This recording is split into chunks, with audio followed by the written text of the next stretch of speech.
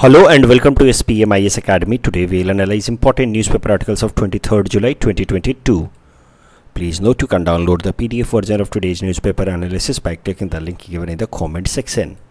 You can also join our WhatsApp group through the link given in the description section for more study materials. This is the list of the topics that we will be covering from today's newspaper. The first article is about Amendment to Environment Impact Assessment Rules. And this topic is important from our syllabus GS paper 3 environment point of view. सबसे पहले समझते हैं EIA that is environment impact assessment होता क्या है। तो ये एक प्रोसेस है जो एनवायरनमेंट प्रोटेक्शन एक्ट 1986 के अंतर्गत इंट्रोड्यूस किया गया है, जिसका मेन गोल होता है कि जब भी कोई डेवलपमेंटल प्रोजेक्ट लाया जा रहा है तो उसकी प्रॉपर स्टडी की जाए और स्टडी करके देखा जाए कि एनवायरनमेंट पे उसका कितना इम्पैक्ट पड़ने वाला है और फिर इम्पैक्ट और बेनिफिट को एनालाइज किया जाए, इम्पैक्ट और बेनिफिट का वेटेज देखा जाए कि ये प्रोजेक्ट हम ला रहे हैं इससे क्या बेनिफिट हो सकता है और एनवायरनमेंट पे क्या इम्पैक्ट हो रहा है, और दोनों को फिर कंपेयर करने के बाद फैसला लिया जाए कि वो प्रोजेक्ट हमें इम्प्लीमेंट करना चाहिए कि नहीं करना चाहिए। और ये जो एनवायरनमेंट इम्पैक्ट असेसमेंट किया जाता है ये दो पर्सपेक्टिव से किया जाता है। ध्यान से देखिएगा, टेक्निकल एनालिसिस तो की ही जाती है।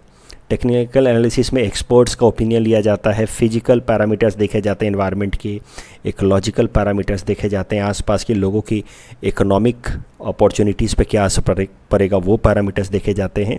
तो टेक्निकल एनालिसिस तो होती ही है, साथ ही साथ पब्लिक ओपिनियन एक इम्पॉर्टेंट एस्पेक्ट है एनवायरनमेंट इम्पैक्ट असेसमेंट का, कि पब्लिक क्या सोचती है, लोगों का क्या ओपिनियन है।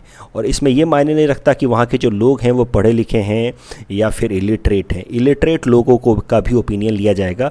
मान लीजिए कि इस एरिया में कोई प्रोजेक्ट लाया जा रहा है तो वहाँ पे रहने वाले लोगों का ओपिनियन प्लस टेक्निकल एनालिसिस दोनों लेने के बाद, यानी कि this technical analysis is based on facts, scientific facts, while public opinion is based on the values what they think, and on that basis EIA will be done, and then EIA में फिर benefit और challenges दोनों का compare किया जाएगा and then final decision will be taken कि whether the project has to be implemented or not.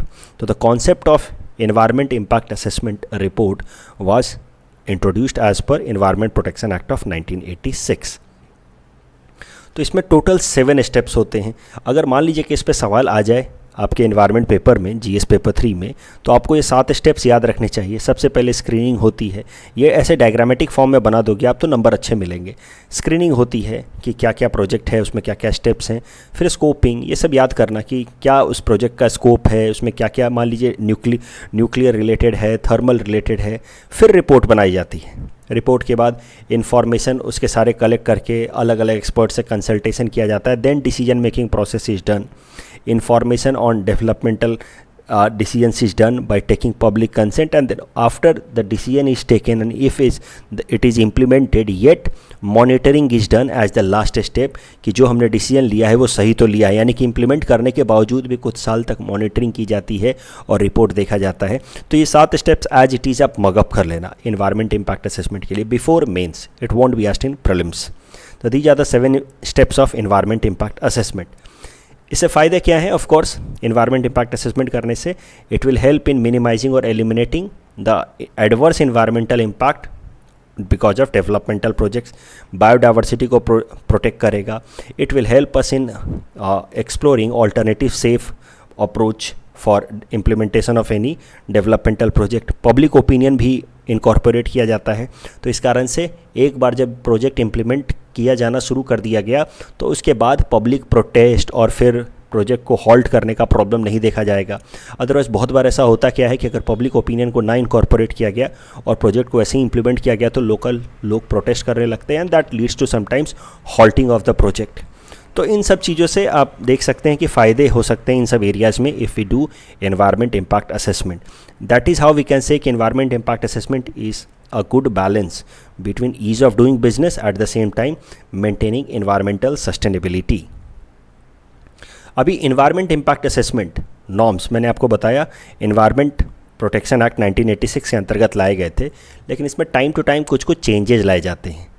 For example last time change लाया गया था 2020 में, तो क्या अप्रोच में चेंजेस लाए गए थे उनको एक एक करके देखते हैं। जो 2020 वाला चेंज था उसमें पब्लिक कंसल्टेशन प्रोसेस को लेकर के चेंज लाया गया। कहा गया कि पब्लिक का जो कंसल्टेशन वाला प्रोसेस है, पब्लिक ओपिनियन, उस पब्लिक ओपिनियन के लिए 40 दिन दिए जाएंगे। क्योंकि पहले क्या होता था कि इसमें कोई स्कोप नहीं था कि कितना टाइम लगेगा, तो 6-6 महीने 8-8 महीने लग जाते थे पब्लिक ओपिनियन को लेने में। इस कारण से डेवलपमेंटल प्रोजेक्ट्स डिले होते थे। तो अब पब्लिक ओपिनियन के लिए 40 डेज़ का टाइमलाइन फिक्स कर दिया गया आज पर द EIA नोटिफिकेशन ऑफ 2020। इससे फ़ायदा क्या होगा? It will expedite the process of course. अब कोई भी डेवलपमेंटल प्रोजेक्ट है तो just because of public opinion वो डिले नहीं होगा। लेकिन एक चैलेंज भी है इस नए नोटिफिकेशन के कारण, नए रूल के कारण। जो ट्राइबल लोग हैं, जो फॉरेस्ट डिवेलर्स हैं, उनको आप जल्दी में आप नहीं उनसे उम्मीद कर सकती कि वो डिसीजन लेंगे और वो कोई रैशनल या क्रेडिबल डिसीजन ले पाएंगे। ये 40 दिन के अंदर बताओ कि ये प्रोजेक्ट करा जाना है कि नहीं करा जाना है। So this is how to impose a time limit on tribals and forest dwellers to make decisions with respect to developmental project is somehow undue as per some experts. उसके अलावा there is a concept of post facto approval that was introduced as per EIA notification of 2020. Post facto approval के हिसाब से इसका क्या है कि पहले प्रोजेक्ट दे दिए को इम्प्लीमेंट करना शुरू कर दिया जाएगा। The construction process will be started and later on environment impact assessment will be done. Post facto approval का मतलब ही यही है। It means that the clearances of the project can be awarded later even if the started construction or have been running phase without securing environmental clearances. Means one can, अगर post facto approval दे दिया गया किसी project को तो पहले ही project का implementation किया जाना शुरू हो जाएगा, ये EIA बाद में किया जाएगा। So that naturally is limiting the scope of EIA। आधा प्रोजेक्ट करने के बाद अगर EIA में पता चलता है कि ये प्रोजेक्ट जो है फीजिबल नहीं है इन्वायरमेंट पर्सपेक्टिव से, तो फिर क्या फ़ायदा? इन्वायरमेंट को तो तब तक डैमेज हो चुका होगा। फिर है कंप्लायंस रिपोर्ट इशू।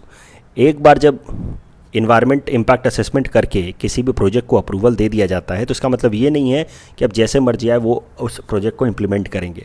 अभी होता क्या है कि EIA रिपोर्ट के बाद अगर अप्रूवल मिल भी गया तो भी कुछ कंडीशंस ले डाउन किए जाते हैं कि इन कंडीशंस को मान करके ही आपको इस प्रोजेक्ट को इम्प्लीमेंट करना है, और वो कंडीशंस वो कंपनी इम्प्लीमेंट कर रही है या नहीं कर रही है उसको देखने के लिए उस कंपनी को कंप्लायंस रिपोर्ट सबमिट करना होता है टाइम टू टाइम। आपको बोला गया कि आप ये नियम को मानते हुए इस प्रोजेक्ट को इम्प्लीमेंट करें तो आपको कंप्लायंस रिपोर्ट सबमिट करना होगा। पहले कंप्लायंस रिपोर्ट हर 6 महीने में सबमिट किया जाना था as per the old norms, but as per the new norms हर 1 साल पे सबमिट किया जाना है। और कुछ केसेस में EIA नॉर्म को बाईपास भी किया जा सकता है, ऐसा लाया गया EIA नोटिफिकेशन 2020 में। ये वाला जो प्रोविज़न है सबसे ज़्यादा कॉन्ट्रोवर्शियल था। इस नियम के हिसाब से अगर सरकार ने किसी भी प्रोजेक्ट को स्ट्रैटेजिक डिक्लेयर कर दिया कि ये प्रोजेक्ट स्ट्रैटेजिक नेचर का है तो फिर उसमें EIA करने की ज़रूरत नहीं है। So that is how it was considered as a complete mechanism or a blanket mechanism of bypassing EIA। सरकार को मान लो कोई भी प्रोजेक्ट को इम्प्लीमेंट करना हो तो उसको अगर कुछ समझ ना आ रहा हो, लोकल लोग प्रोटेस्ट कर रहे हों, अगर मान लो कि इन्वायरमेंटली वो अनसस्टेनेबल लग रहा हो तो सरकार उसको स्ट्रैटेजिक डिक्लेयर कर देगी and this is how that project will go through even if it is environmentally damaging. That is how this 4th provision bypassing EIA process if the project is declared as strategic was criticized by environmentalists. So ये जो पूरा का पूरा debate है it is about environment versus economy. अगर हम बहुत ज़्यादा इकोनॉमी पर्सपेक्टिव से सोचते हैं तो हम इन्वायरमेंट को डैमेज कर बैठेंगे।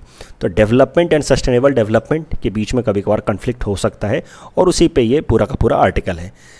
करंट न्यूज़ ये है, ये जो मैं डिस्कशंस कर रहा था कि कुछ नॉर्म्स बदले गए हैं, ये तो मैं वो नॉर्म्स की बात कर रहा था जो 2020 में बदले गए थे। अभी हाल फिलहाल में ministry of environment forest and climate change ने नोटिफिकेशन रिलीज़ करके EIA के रूल्स कुछ और बदले हैं, कुछ नए अमेंडमेंट्स भी लाए हैं। उन नए अमेंडमेंट्स को एक एक करके देखते हैं। सबसे पहला नया रूल है कि कोई भी प्रोजेक्ट LOC से अगर 100 किलोमीटर के दायरे के अंदर है तो that project will be exempted from EIA implementation. तो उसमें EIA करने की ज़रूरत नहीं है, उसका EIA असेसमेंट करने की ज़रूरत नहीं है। अब केदारनाथ जैसा प्रोजेक्ट जो कई सालों से डिबेट में है कि केदारनाथ जो 4 धाम प्रोजेक्ट है जिसमें 4 धाम को कनेक्ट किया जा रहा है with motorable road through out the year, ये हिमालयन इकोसिस्टम को डैमेज कर सकता है परमानेंटली। इसको बहुत टाइम से उस पर डिस्कशन चल रहा है, सुप्रीम कोर्ट में भी ये केस पहुंचा था। अब इस तरह के जो प्रोजेक्ट्स हैं उनको ऐसे ही अप्रूवल मिल जाएगा if this norm is applied, क्योंकि वो बहुत सारे उसमें से रोड ये ऐसे हैं जो 100 किलोमीटर के दायरे के अंदर आते हैं with respect to LOC। Second, exemption to thermal power plants. तो अगर कोई थर्मल पावर प्लांट है जिसकी साइज़ या कैपेसिटी मिनिमम 15 मेगावाट है और वो थर्मल पावर प्लांट अगर बायोमास से या non hazardous municipal solid waste से चलता है मेनली, और मैक्सिमम 15% तक अगर वो कोल या लिग्नाइट यूज़ करता है, यानी कि इन जनरल अगर क्लीन थर्मल पावर प्लांट है, ज़्यादातर वो म्यूनिसिपल सॉलिड वेस्ट यूज़ कर रहा है और non hazardous municipal solid waste use कर रहा है, बायोमास यूज़ कर रहा है और मिनिमम कैपेसिटी 15 मेगावाट है, तो वैसे थर्मल पावर प्लांट्स को एग्जेम्प्ट कर दिया गया है फ्रॉम इन्वायरमेंट इम्पैक्ट असेसमेंट, यानी कि उसकी कोई असेसमेंट करने की ज़रूरत नहीं है। उसके अलावा कोई ऐसा port which is being developed only for fish handling, exclusively for fish handling, that also will be exempted. Toll plazas and airports when they are to be extended, कई बार टोल प्लाजाज को बढ़ाया जाता है, रोड को extend किया जाता है, एयरपोर्ट्स को एक्सटेंड किया जाता है, तो such projects also no need not to go for EIA, environment impact assessment. तो ये सब नए नए चेंजेस लाए गए हैं।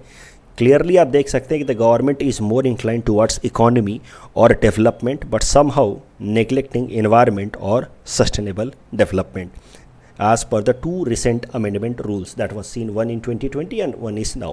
अब ये कितना सही है कितना गलत है, it is matter of debate of course, but the approach is more in the line of economy या development. इस टॉपिक के बेसिस पे ये प्रीलिम्स प्रैक्टिस क्वेश्चन हमने आपको दे रखा है। Please attempt this question and you can submit the answer in the comment section. The next article is about permanent seat for India in UNSC. The government in Lok Sabha has said that 4 out of 5 permanent member of UNSC support India's bid to get permanent membership in UNSC. UNSC का structure एक बार ज़रा जल्दी से देख लेते हैं। वैसे I hope आप सबको पता ही होगा, United Nation Security Council is one of the principal organ of United Nation. In fact, it is one of the most important principal organ of United Nations. Reason being, United Nations was created for the main objective of maintaining international peace and security, and UNSC is the one organ of United Nations which is mainly responsible for implementing or ensuring international peace and security. And that is why sometimes it is said UN is UNSC and UNSC is UN, because UN का जो main role है वो तो यही organ UN का UNSC वो implement करता है. अब जरा देखते हैं, UNSC के अंदर टोटल 15 मेंबर्स होते हैं किसी भी वक्त, लेकिन उसमें से 5 परमानेंट मेंबर हैं, 10 नॉन परमानेंट मेंबर हैं. जो 5 परमानेंट मेंबर हैं वो हैं UK, US, France, China and Russia. जबकि 10 नॉन परमानेंट मेंबर जो हैं वो उनको 2-2 साल के टर्म के लिए इलेक्ट करा जाता है bye general assembly of United Nations. कोई भी फैसला यूनाइटेड नेशन सिक्योरिटी काउंसिल में वोटिंग के बेसिस पे होता है, और कोई भी फैसला एक्सेप्ट किए जाने के लिए इन 15 कंट्रीज में से 9 कंट्रीज उस रिजोल्यूशन को अगर एक्सेप्ट करे तभी वो रिजोल्यूशन एक्सेप्ट होता है, अदरवाइज वो रिजेक्ट हो जाता है. लेकिन इसमें इन जो 5 परमानेंट कंट्रीज हैं इनके पास एडवांटेज ये है कि they have veto power, means if they vote against any resolution तो बाकी के 14 कंट्रीज भी अगर उस रिजोल्यूशन को सपोर्ट कर रहे हैं, yet that resolution will be rejected. तो अभी के लिए ये 5 परमानेंट कंट्रीज, चाइना, फ्रांस, रसिया, US, UK, ये तो हमेशा ही परमानेंट ही हैं. बाकी अलग अलग कॉन्टिनेंट से रिप्रेजेंटेशन जाता है. India is a member and will remain a member as a non permanent member till the end of the year 2023. Function of UNSC का मैंने आपको ऑलरेडी बता दिया. Its main role is to maintain international peace and security. तो उसके लिए कभी कभार वो डायरेक्ट मिलिट्री एक्शन भी ले सकता है अगेंस्ट अग्रेसर स्टेट. मान लीजिए कोई वायलेंस कर रहा है कोई स्टेट, जैसे रसिया के खिलाफ वो एक्शन ले सकता है, लेकिन रसिया खुद चूँकि एक परमानेंट कंट्री है, P5 मेंबर है, इसलिए इस तरह के किसी भी रिजोल्यूशन को वो वीटो आउट कर सकता है. इकोनॉमिक सैंक्शंस लगा सकता है अगेंस्ट एन अग्रेसर स्टेट. तो ये सब स्टेप्स हैं इकोनॉमिक सैंक्शंस या मिलिट्री एक्शन लेकर के UNSC जो है वो किसी भी कंट्री द्वारा किए गए एग्रेशन को रोक सकता है और दुनिया भर में इंटरनेशनल पीस एंड सिक्योरिटी को इंश्योर करा सकता है.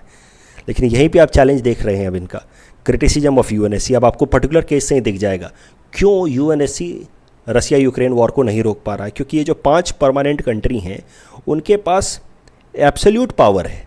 उनकी आप समझे तो सरल भाषा में कहें तो कंप्लीट दादागिरी है. वो जो चाहे वो कर सकते हैं और UNSC भी उनका कुछ नहीं बिगाड़ सकता. रीज़न बीइंग कि अगर कोई भी रिजोल्यूशन लाया जाएगा UNSC में तो उस रिजोल्यूशन के खिलाफ वो वोट कर देंगे, उसको वीटो कर देंगे, फिर वो रिजोल्यूशन पास ही नहीं हो सकता. That is why Russia Ukraine war पे UN appears to be completely helpless, because Russia is a permanent member of UNSC means UNSC का सबसे बड़ा क्रिटिसिज्म ये है कि it is a non democratic structure. बस 5 कंट्रीज़ को आपने एब्सोल्यूट पावर दे रखा है और वहाँ पे वो वेस्टेड इंटरेस्ट से अपना डिसीजन ले रहे हैं। UNSC is representing outdated power structure. ये जो 5 परमानेंट कंट्रीज़ हैं, they were consider to be powerful and responsible in 20th century, और उस टाइम के हिसाब से UNSC बनाया गया था कि these are the responsible countries and that is why they should be given permanent membership and veto power. But अभी तो स्ट्रक्चर बदल चुका है। There are more powerful countries including India, there are more responsible powers and yet the UNSC is to change, UNSC is yet to change. तो UNSC is an outdated structure reflecting the realities of 20th century, but this is 21st century and there are more superpowers, more responsible countries, and that must not be neglected. Misuse of veto power. You can see misuse of veto power in many cases. Syrian civil war is continuing for so many years. Yemen civil war is continuing for years. Russia-Ukraine war is continuing for about 4 to 5 months by now, and it has not been stopped because of the misuse of veto power. The countries, the P5 countries, they are using it for their vested interest. उनको दिया गया था permanent membership, veto power, ताकि वो responsible तरीके से behave करेंगे पूरे दुनिया भर में पीस और सिक्योरिटी को मेंटेन करने के लिए, लेकिन वो तो इसका मिसयूज़ कर रहे हैं अपने नैरो सेल्फिश इंटरेस्ट को फुलफिल करने के लिए। इसीलिए हमारे प्रधानमंत्री नरेंद्र मोदी जी ने यूनाइटेड नेशन के 75 ईयर्स होने पे जो एक स्पीच दिया था, उसमें उन्होंने साफ साफ कहा था, इस स्पीच को आपको याद रख लेना चाहिए, इस कोट को, कि world can not fight today challenge with outdated structure. तो यहाँ पे जब आउटडेटेड स्ट्रक्चर से वो UNSC का जिक्र कर रहे हैं कि UNSC is an outdated structure, it represents और reflects the realities of 20th century. We need to have a comprehensive reforms in UN, otherwise UN will face a crisis of confidence. धीरे धीरे countries का भरोसा उठने लगेगा अगर UNSC को या UN को रिफॉर्म नहीं किया गया तो। We need to make UN and UNSC more multilateral, means we need to bring and incorporate the interest of more countries together, and we need to reflect today's reality. Today's reality is that there are other super powers, other responsible countries. क्या फ़ायदे हो सकते हैं? यानी कि आप देख सकते हैं इंडिया लगातार कोशिश कर रहा है, डिमांड कर रहा है कि UNSC की जो परमानेंट मेंबरशिप है उसको एक्सपैंड की जाए और भी कंट्रीज़ को ऐड किए जाए इंक्लूडिंग इंडिया। क्या फ़ायदे हो सकते हैं UNSC की परमानेंट मेंबरशिप मिलने से? देखिए, सबसे बड़ा फ़ायदा तो है पावर प्रोजेक्शन, सिंबोलिज्म। अगर आप इंडिया की बात की जाए, इफ़ इंडिया बिलीव्स कि we are a super power, तो that means that needs to be respected by other countries as well. और सुपर पावर होने का एक पहला सिंबल हो सकता है, पावर प्रोजेक्शन हो सकता है, परमानेंट मेंबरशिप एट UNSC।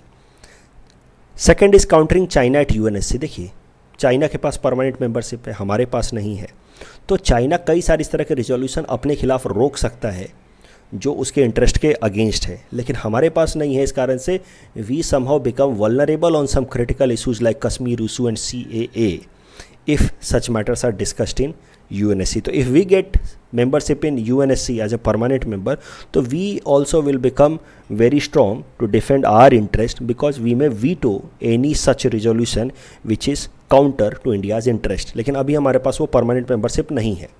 इसी कारण से इंडिया ने कई सारे स्टेप्स लिए हैं। इंडिया ने G4 ग्रुप बनाया है, G4 ग्रुप, जिसमें जर्मनी, जापान, G4 ग्रुप में Brazil, India, Germany and Japan, ये 4 कंट्रीज़ मिल करके डिमांड कर रहे हैं कि UNSC को एक्सपैंड किया जाए और इन चारों कंट्रीज़ को भी परमानेंट मेंबरशिप दी जाए। लेकिन India is facing resistance from other groups like coffee club. इस G4 के खिलाफ पाकिस्तान जैसे देशों ने, इटली जैसे देशों ने मिल करके एक काउंटर ग्रुप बनाया है, कॉफ़ी क्लब, जिनका मेन कहना है कि G4 के डिमांड को नहीं पूरा होने देंगे। अगर इंडिया को, पाकिस्तान का कहना है कि if India gets permanent membership in UNSC then Pakistan should also get, because Pakistan, as per Pakistan is more responsible country compare to India. सबसे बड़ा प्रॉब्लम क्या है इंडिया के लिए UNSC में परमानेंट मेंबरशिप मिलने में? P5 कंट्रीज़ देमसेल्व्स, क्योंकि UNSC का परमानेंट मेंबरशिप एक्सपैंड करने के लिए एक रिजोल्यूशन लाना होगा, और वो रिजोल्यूशन को ये P5 में से कोई भी कंट्री वीटो कर सकता है। तो ये लोग कभी नहीं चाहेंगे ना कि P5 एक्सटेंड हो, P6 बने, P7 बने, मतलब परमानेंट मेंबर्स एक्सटेंड हो। इसके लिए जो भी रिजोल्यूशन आएगा वो लोग खुद ही वीटो कर देंगे। And that is how India is not getting enough support at UNSC और at United Nation General Assembly for extension of the permanent membership of United Nation Security Council. और इस कारण से permanent United Nation Security Council कई सालों से उसी outdated structure के साथ कंटिन्यू कर रहा है। Yet despite the fact it is leading to many challenges. कई सारे प्रॉब्लम्स देख रहे हैं, Yemen civil war, Syrian civil war, अब डिकेड्स हो गए जब से चल रहे हैं। रसिया का यूक्रेन के साथ लड़ाई 4-5 महीने हो गए चल रहा है, येट यूएनएससी उसमें कुछ नहीं कर पा रहा है। क्यों नहीं कर पा रहा है? P5 कंट्रीज़, उनमें से हर एक कोई ना कोई कंट्री अपना सेल्फिश खेल खेल रहा है। तो अब वर्ल्ड कंट्रीज़ का फ्रस्ट्रेशन बढ़ रहा है, yet we are not able to reform UNSC. Reason mean कि रिफॉर्म तो यही P5 करने वाले हैं, जब तक ये नहीं मानेंगे कैसे होगा। So this is high catch-22 situation is there as far as reform of UNSC is concern. Current news ये है कि भारत सरकार ने लोकसभा में ये कहा है कि यूएनएससी रिफॉर्म को लेकर के और भारत की परमानेंट मेंबरशिप को लेकर के P5 में से P4 कंट्रीज़ ने सपोर्ट किया है इंडिया को। बस चाइना एक ऐसा देश है जो इंडिया के कैंडिडेचर को अपोज कर रहा है। इस टॉपिक के बेसिस पे ये मेंस प्रैक्टिस क्वेश्चन हमने आपको दे रखा है। Discuss the issue of permanent membership of UNSC and highlight its importance for India. तो इंडिया के लिए क्या फ़ायदे हो सकते हैं? तो परमानेंट मेंबरशिप क्यों चाहिए? क्योंकि अभी ट्रांसपेरेंट तरीके से काम नहीं कर रहा है, does not represents the reality of the new world 21st century, no representation to many of the regions like East Asia, South America, misuse of veto power as seen in Yemen war, Syrian civil war. Benefit India के लिए क्या हो सकता है? Symbolic benefit हो सकता है। It will help in countering China eight UNSC and protect India's interest in issues like Kashmir issue and CA. फिर आप कंक्लूजन में इस तरह का लिख सकते हैं कि India is entered UNSC in its 75th year of independence and it's high time that India participate solving the challenges before the world countries. Third article is about EWS norms that have been changed in Assam, and this topic is important from our syllabus GS paper 2 Indian polity point of view. EWS norms, economic weaker section norms, आपको पता होगा इसको introduce किया गया to our constitution as a result of 103rd constitution amendment act. इस amendment act की मदद से 10% रिजर्वेशन दिया जा सकता है in government jobs and education institutions में एडमिशन के लिए for economically weaker section of the society. Economically weaker sections वो लोग होंगे जो इकोनॉमिकली वीकर हैं, at the same time they do not get benefit of reservation because of any other category like SC, ST, OBC। अगर इन सब categories में आप हैं, अगर आपको पहले से रिजर्वेशन का फ़ायदा मिल रहा है, then you can not be counted as EWS।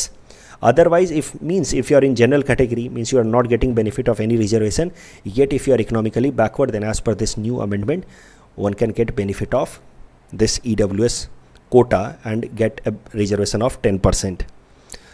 तो इस एक्ट को, इस 103rd कॉन्स्टिट्यूशन अमेंडमेंट एक्ट की मदद से आर्टिकल 15 और 16 में कुछ चेंजेस लाए गए। And for the purpose of this, Article 15 and 16, now economically weaker section has also been brought as a criteria for providing reservation। आपको पता होगा ना कि आर्टिकल 15 और 16 में बोला गया है कि there should be equality. Article 15 में बोला गया जनरल इक्वालिटी, 16 में बोला गया फॉर एम्प्लॉयमेंट अपॉर्चुनिटीज़। लेकिन इक्वालिटी के साथ साथ ये भी कहा गया कि कुछ स्पेशल प्रोविजंस लाए जा सकते हैं in case of socially and educationally backward classes plus SC and STs। अब उसमें एक एक्स्ट्रा कैटेगरी ऐड कर दिया गया इकोनॉमिकली वीकर सेक्शन आज पर this 103rd constitution amendment act, यानी कि EWS को एक्स्ट्रा रिजर्वेशन दिया जा सकता है और इस अमेंडमेंट के हिसाब से 10% रिजर्वेशन दिया जाता है। सुप्रीम कोर्ट में अभी भी इसके खिलाफ सुनवाई चल रही है EWS के कॉन्स्टिट्यूशनल वैलिडिटी को लेकर के, 103rd कॉन्स्टिट्यूशनल अमेंडमेंट की कॉन्स्टिट्यूशनल वैलिडिटी को लेकर के। क्योंकि ओरिजिनली हमारे कॉन्स्टिट्यूशन में क्या लिखा गया है कि state can make a special provision for socially and educationally backward classes and schedule caste and schedule tribe. यहाँ पे इकोनॉमिक बैकवर्डनेस को कोई क्राइटेरिया के तौर पे नहीं दिया गया है फॉर रिजर्वेशन, यानी कि originally constitution did not took economic backwardness as a criteria for reservation and that is how it has been challenged कि this new amendment 103rd amendment act is against the spirit of the constitution because constitution provided reservation या affirmative action for scheduled caste, scheduled tribe and socially and educationally backward, not economically backward. But this amendment act is there and it is allowing reservation on economic backwardness which is not there in the original spirit of the constitution। current news देखते हैं। अभी ये मामला अभी भी supreme court में सुना जा रहा है कि ये कितना कॉन्स्टिट्यूशनली वैलिड है या इनवैलिड है। करंट न्यूज ये है कि असम सरकार ने EWS को लेकर के जो सर्टिफिकेशन के नॉर्म्स हैं उसको बदल दिए हैं। क्या बदलाव लाए गए हैं पहले वो देखते हैं। पहले EWS सर्टिफिकेट उनको मिलते थे जिनकी 8 लाख से कमाई कम होती थी, रूरल एरियाज़ की मैं बात कर रहा हूँ। 8 लाख से ईयरली इनकम आपकी कम है और आपके पास 15 बीघा से कम ज़मीन है तो आपको EWS का सर्टिफिकेट मिल सकता था। अब नॉर्म को बदल करके क्या कर दिया गया, 8 लाख से कम कमाई है और 30 बीघा से अगर कम ज़मीन है, यानी कि लैंड का जो लिमिट है वो 15 बीघा से बढ़ा करके 30 बीघा कर दिया गया है for EWS similarly urban areas में 8 लाख से कम कमाई है और अगर आपकी ज़मीन 2 बीघा से कम है तो आपको EWS का सर्टिफिकेट मिल सकता है। पहले ये क्राइटेरिया था 1 बीघा का, 1 बीघा। सिटी एरियाज़ में, अर्बन एरिया और सिटी में अंतर है, सिटी लाइक गुवाहाटी, तो सिटी एरियाज़ में क्या कंडीशन है कि 8 लाख से इनकम कम होनी चाहिए, उसके अलावा 8640 स्क्वायर फीट से कम लैंड होना चाहिए या फिर 2000 स्क्वायर फीट से कम बिल्टअप एरिया का आपके पास फ्लैट होना चाहिए। अगर इससे ज़्यादा है, 8 लाख से ज़्यादा इनकम है या फिर 8640 स्क्वायर फीट से ज़्यादा लैंड है या 2000 स्क्वायर फीट से ज़्यादा बड़ा आपके पास घर है, then you can not get EWS certificate in Assam.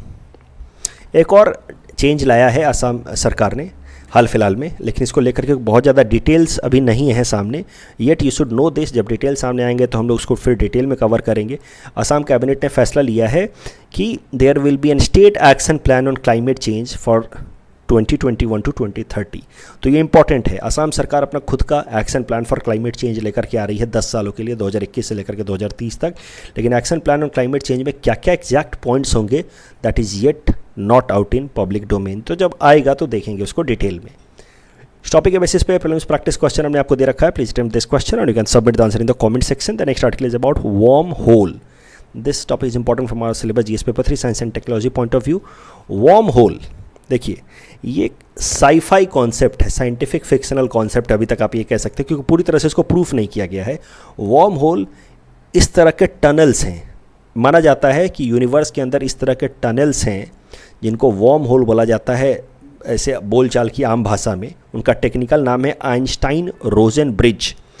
इस तरह के टनल्स हैं हमारे यूनिवर्स में, जिसकी मदद से एक जगह से दूसरे जगह पे, काफ़ी दूर जगहों पे एकदम फ्रैक्शन ऑफ सेकेंड्स में पहुंचा जा सकता है, इसलिए इनको कहते हैं worm hole. Is like tunnel connecting 2 places in space, and through this wormhole one can travel this immense distance in remarkably low or less span of time. So they are very far away, yet one can move from one place to another in a fraction of second. इनको कहते हैं wormhole, technical नाम है Einstein रोजन bridge. इसको पूरी तरह से proof नहीं किया जा चुका है अभी तक, इसके लिए खोज चल रही है, बट येट आई थिंक कि प्रीलिम्स में आपसे पूछा जा सकता है। लुडविग फ्लैम नाम के कॉस्मोलॉजिस्ट ने पहली बार ये वर्म होल कॉन्सेप्ट को प्रेडिक्ट किया था। माना जाता है कि स्पेस और टाइम, जिससे हमारा पूरा का पूरा यूनिवर्स डिफाइन हुआ है, स्पेस एंड टाइम, उसमें थोड़े बहुत डिस्टॉर्शन के कारण ये वर्म होल्स बनते हैं। तो डिस्टॉर्शन के कारण कहीं कहीं पे इस तरह के वर्म होल बने, जिसकी मदद से एक जगह से दूसरे जगह पे इन बहुत लंबे डिस्टेंस तक को हम कवर कर सकते हैं इन फ्रैक्शन ऑफ सेकेंड। इसी वर्म होल के कॉन्सेप्ट के बेसिस पे मूवी बनी है इंटरस्टेलर। हाल फिलहाल में आपने देखी होगी, अगर आप साइफाई मूवीज़ में इंटरेस्टेड हैं तो Interstellar movie works on this concept only, the concept of wormhole. The next article is about national film awards. This topic is important from prelims exam point of view only. 68th national film award दे दिया गया है for the year 2020। हाल फिलहाल में best feature film का award मिला है Tamil movie सुराराई पोतरू को। Best actor for year 2020 has been given in joint manner to actor Surya for this movie Surarai Potru and Ajay Devgan for movie Tanhaji. Madhya Pradesh has been declared as the most movie friendly या film friendly state. Awards won by Assamese movies, ये याद रखना आपको APSC point of view से। Bridge directed by Kripal Kalita has been declared as best Assamese film. Karbi film Kachi Chinnitu has won the best short fiction film award. Mana Aru Manu, that has been produced by Manas National Park and Arenak, has been declared as best environmental film. कल जो हमने आपको practice question दिया था उसका answer देख लेते हैं।